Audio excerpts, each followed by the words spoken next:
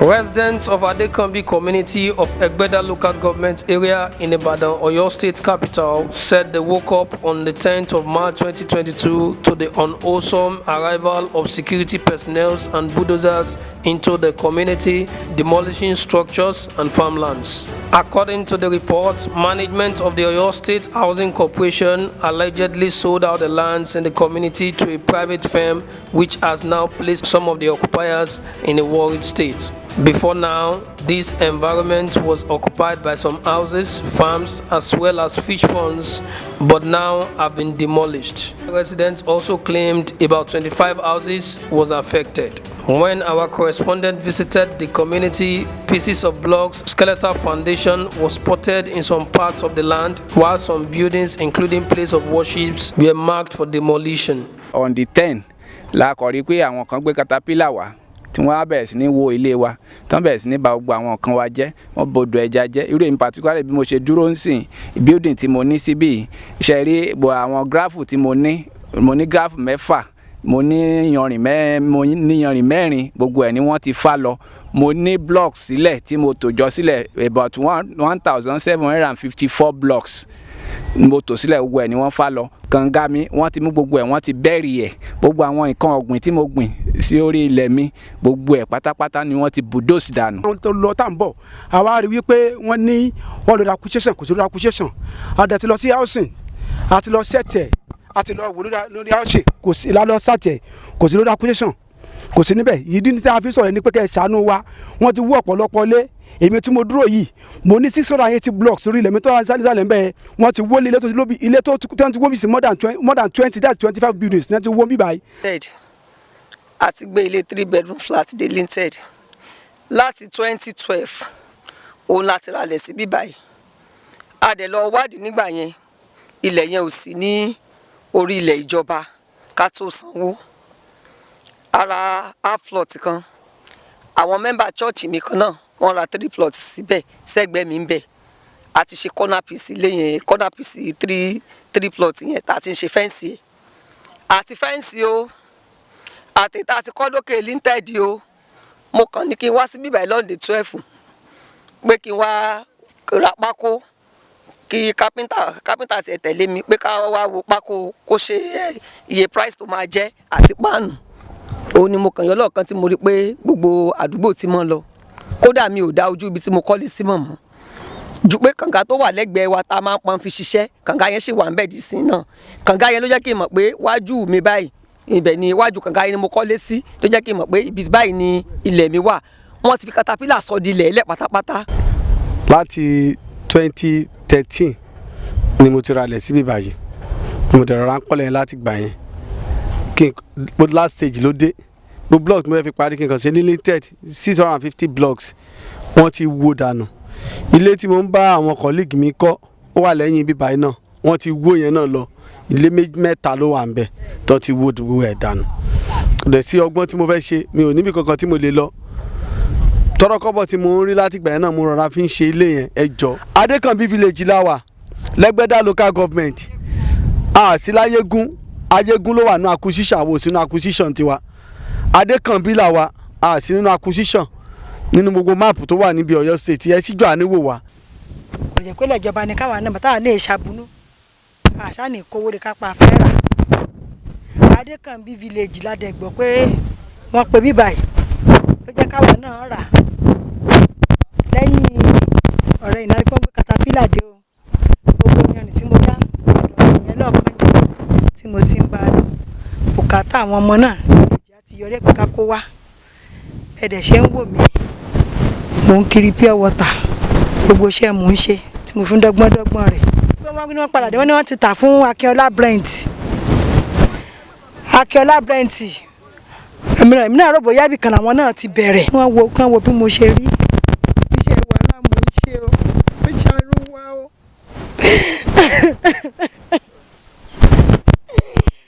wọ́n sì ẹ̀ ti kó báyẹ̀tì mi mo tó ti wà lọ hospital tí mo tó ń gbà tọ́jú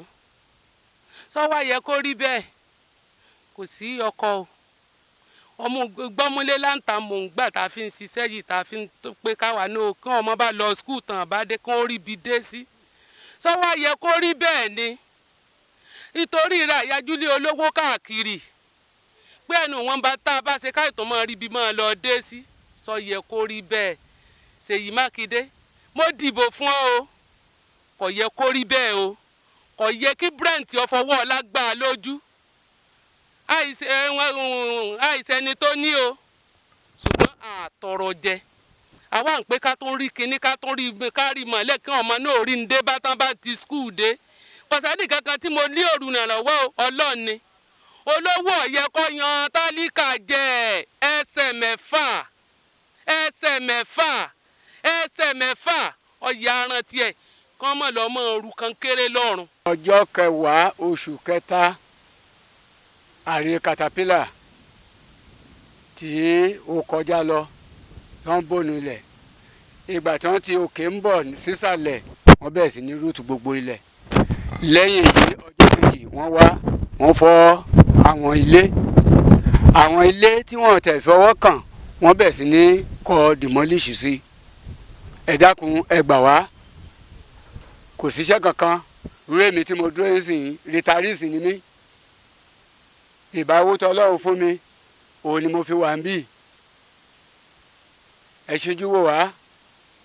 ìjọba Ọ̀yọ́ state Olúwa ràn yín lọ́wọ́ àwọn tó fẹ́ fi ọwọ́ ọlá gbá wa lójú wọ́n rí mọ̀ pé wàhálà wa wọ́n sọ́dọ̀ fún ń bọ̀ náà ọmọ wa fẹ́ gbé. The owner of this pond, Mr. Isaac Olaleye, who is also the chairman of the community, said he lost an investment of 9 million naira as a result of the demolition. Nǹkan tá a kàn rí ní lẹ́nu lọ́lọ́ oṣù tó kọjá yẹn náà ni pé wọ́n ṣàgbé àwọn ọlọ́pàá mopo wọ́n pọ̀ wá wọ́n dẹ̀ gbé katapila wọ́n gbé wá ìbọn ni wọ́n kọ́kọ́ yìn jẹ́ pé everybody kan rò pé bóyá ogun kan ló tún ṣẹlẹ̀ ni kí wọ́n tó bẹ̀rẹ̀ iṣẹ́ yẹn so wọ́n bẹ̀rẹ̀ láti òkè gbogbo tí wọ́n ń kó láti òkè tí wọ́n ń kó gbogbo ilẹ̀ tí wọ́n ń gbóònù bọ́bá ibi odò ẹja tá a kẹja sí àwọn ẹja ẹni ẹlẹ́ni tí wọ́n tún wá kó ẹja sọ́dọ̀ mi pẹ̀lú tèmi papọ̀ bíi 9 million wọ́n kà dá gbogbo kíní yẹn bò ní àtọ̀pẹ́ àti gbogbo ẹ̀dá yẹn kú lọ pẹ́rẹpẹ́ ni so ó jẹ́ ìyàlẹ́nu fún wa débi pé ó mú bẹ̀rù wá gan wọ́n tún wá dúró ń bẹ̀ẹ́ nìkan wọ́n tún gòkè wá gbogbo ilé tí wọ́n ti kọ́ dé level bíi 3 bedroom flat twins flat gbogbo ẹ̀ wọ́n wó dànù wọ́n ti rí ìyá kan tó jẹ́ pé ó dákú tiẹ̀ ni wọ́n gbé lọ sí hospital débi pé dìísìn kò tí. Láti 2005 ni mo ti wà ní orí ilẹ̀ yìí ní ìlú Adekanbi kódẹ̀ tó di wípé mo ralẹ̀ yìí mo ní kán lọ bá mi chaatẹ̀ wọ́n ní kò sí nínú ilẹ̀ ìjọba so bí mo ṣe bẹ̀rẹ̀ sí ní ra ilẹ̀kùn ilẹ̀ nìyẹn ṣùgbọ́n nígbà tó máa di 2018 mo dé láti òkè òkun mo dẹ̀ wà lórí sick bed ni mo rí tí wọ́n gbé gbogbo àwọn ọlọ́pàá dé káàkiri sójà civil defence ìgbà tí màá yọjú síwájú tá ń bẹ̀ yẹn gbogbo bẹ̀ yẹn ti kún wọ́n tún gbé kámẹ́rà dání náà tẹ̀lé hàù mo ní kí ló ṣẹlẹ̀ gan kí ni mo ṣe kí ló dé ṣé ẹni tí mo gbàdúrà fún àbágàn tó yàgàn for 22 years tọ́lọ́run lò mí fún tó lóyún tó bímọ ṣóun ló ní kẹ́ wá gbé mi ni àbí kí ni mo ṣe wọ́n ní ǹjẹ́ mo mọ̀ pé orí ilẹ̀ ìjọba ni mo wà mo ní à mi ò mọ̀ mo kúkú ralẹ̀ lọ́wọ́ mo nílẹ̀ àwọn tó dẹ̀ lọ bá mi chaatẹ̀ wọ́n jẹ́ kí n mọ̀ pé ilẹ̀ Adékànbí ò sí nínú ilẹ̀ ìjọba so wọ́n ṣàhalẹ̀ gan-an wọ́n tún dákún gbogbo sickness tó ṣe mí lọ́dún yẹn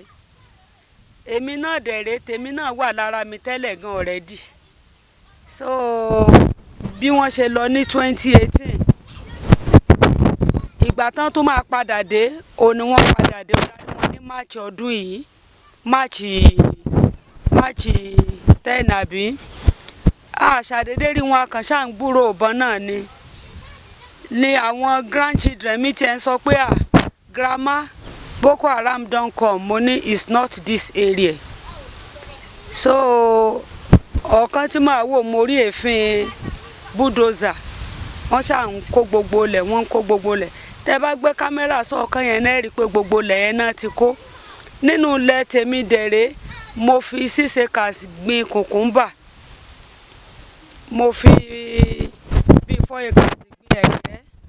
mo fi bí 2 acres dáko ata pé kí gbogbo nǹkan tó lè fi rọrùn because economy gan ti bàjẹ́ odò ẹja àwọn èèyàn mi tó wà níbẹ̀ yẹn tá a jọ pawọ́pọ̀ ṣe ẹja tí wọ́n pa ń bẹ̀ worth of 9 million ni oko tèmi nìkan pẹ̀lú owó táwọn haúsá tí ó ra kùkúmbà fún mi tá a bá tà tán worth of 12 million so àìmọye ilé ni wọ́n wó àìmọye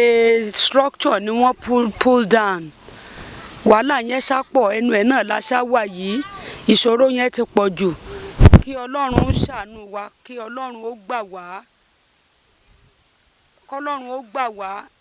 ìgbà tá a dẹ̀ lọ sí housing wọ́n sọ fún wa wípé wọ́n sọ fẹ́mi àti student wípé Adekanbi ò sí nínú acquisition ṣùgbọ́n bá a tún ṣe wà lóko ìdààmú yìí náà ni òye mi kíjọba ó ṣàánú fún wa kán bá wa wádìí ọ̀rọ̀ ilẹ̀ yìí dáadáa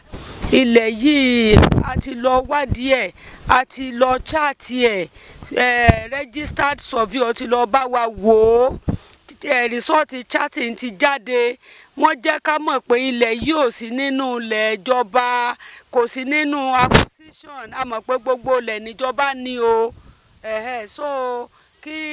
ìjọba àwọn ìjọba wa kí wọ́n ṣíjú àánú wò wá. As at the time of filing these reports, efforts to get the reaction of the chairman of the Oyo State Housing Corporation, Mr. Bayo Lawal, proved abortive. Meanwhile, the chairman of the Oyo State House of Assembly Committee on Land and Housing, Honorable Dele Adeolu, in an interview with National Telescope, advised residents in the state on the process of land acquisition. So we have a law in Oyo State that has to do with land grabbing, and I will advise people that they be conversant with the law, and if such a thing happen, they can make a complaint here, and if anybody is bold enough and has necessary documentation, they can go ahead to court. I still want to advise our people that let every necessary documentation that has to do with land, let it be done. And if the documents, you have all your documents, your C of O, your survey, the necessary agreements, I think that one will help a lot. And like I said, that if any government parastatal or any government agency want to acquire land, it has a process. So no government agency or government itself can just go to any land and say, we need this land. So if they need land, they go there. They have a lot of processes to pass through to negotiate with the people, and the compensations will be done to them. So if you have a case of somebody that say government just acquire land, they don't have anything, they have sold their land or they are demolishing, then you should find out deeply what had happened in the past. Probably that government might have acquired that land for very long for years, and they have not done anything on it. And maybe this time they just felt like, okay, we need to do something on this land. And unfortunately, those families, first lineage, second lineage, third generation, maybe the first generation that have already reached the land for government, they are no more. And the third generation just feel like nobody is using land, they just sell it. Now government now come back now. So I will still advise our people, before you embark on any construction, on any project, on any particular land, do your verification very well. Carry out research. We have surveyors, we have lawyers, we have estate followers, so they can search for you. That if you are interested in a particular land, you can take a surveyor there. It will take certain data on that land. Go to the Ministry of Lands, Office of Surveyor General. It will do research for you. If the land is free from acquisition, it will tell you. That's number one. Now, a lawyer will tell you that you want to meet that your client or the seller of the land. Okay, how did you get this land? Who owns this land? From which lineage? From which family? So by the time all those questions were put across, now you'll be able to ascertain the genuinity of that land to a certain percentage. So another one will now give people to be free from unnecessary